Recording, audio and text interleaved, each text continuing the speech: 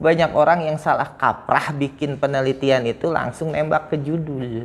Padahal kalau langsung nembak ke judul itu tidak akan mewakili permasalahan yang ada. Karena apa? Karena setiap perusahaan itu punya permasalahan yang berbeda-beda. Halo Sobat Asik, sudah lama kita tidak berjumpa. Kita akan melanjutkan edukasi terkait tentang karya ilmiah. Banyak teman-teman yang bertanya, sebenarnya bagaimana sih cara membuat judul penelitian tuh yang nggak harus nantinya direvisi lagi sama pembimbing, bolak-balik revisi. Kayaknya tuh bolak-balik revisi tuh ngejenuhin buat sebagian banyak orang. Sebenarnya kalau kita mau buat judul penelitian, itu yang paling mudah adalah dengan cara mengidentifikasi permasalahannya terlebih dahulu. Banyak orang yang salah kaprah bikin penelitian itu langsung nembak ke judul. Padahal kalau langsung nembak ke judul itu tidak akan mewakili permasalahan yang ada. Karena apa? Karena setiap perusahaan itu punya permasalahan yang berbeda-beda. Jadi bagaimana sebaiknya langkah awal kita membuat penelitian? Langkah pertama yang harus kita lakukan adalah kita mengidentifikasi permasalahan yang ada di perusahaan tempat yang ingin kita teliti. Caranya mudah. Apa itu identifikasi masalah? Identifikasi masalah adalah proses pencarian masalah. No problem, no research. Jadi kalau nggak ada permasalahan, ya nggak ada penelitian. Maka dari itu kita lakukan proses pencarian masalah. Itu namanya identifikasi permasalahannya. Contoh begini, di salah satu perusahaan, misalnya sebut saja perusahaan ABC.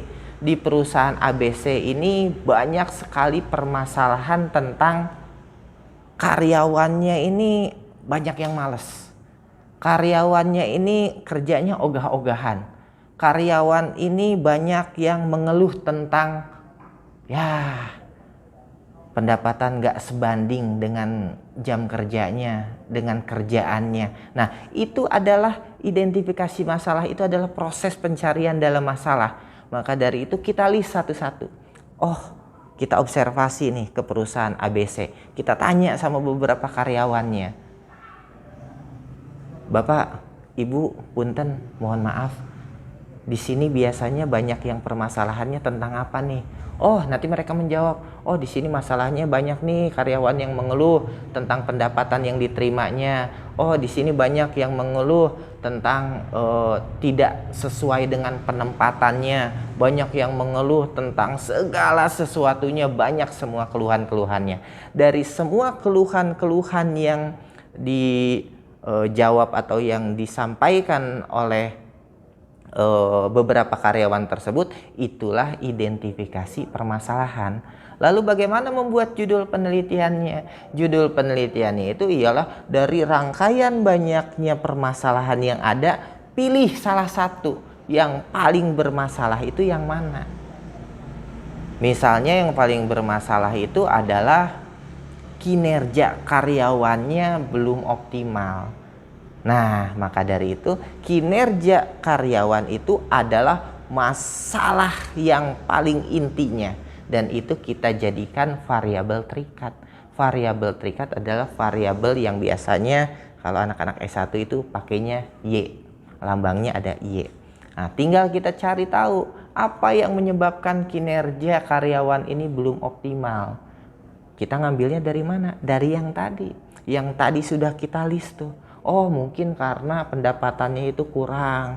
Cuma bahasanya kita ganti, jangan pendapatan. Misalnya kompensasi belum sesuai misalnya. Terus seperti apa lagi? Penempatan kerjanya. Oke, penempatan kerjanya.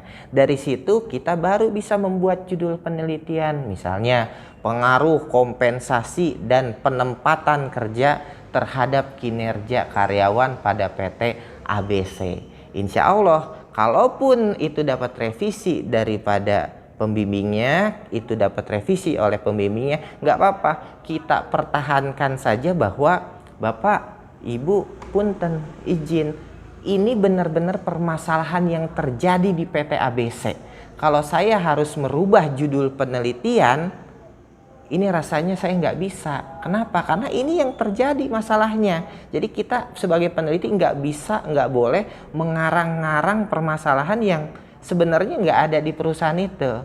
Kecuali revisinya tambahkan variabel lainnya. Atau misalnya metodenya jangan menggunakan metode ini. Atau dan lain sebagainya yang tidak merubah daripada permasalahan yang ada di perusahaan tempat kita meneliti tersebut. Baiklah Sobat Asik, mungkin itu saja yang dapat saya sampaikan. Mudah-mudahan bermanfaat untuk kita semua.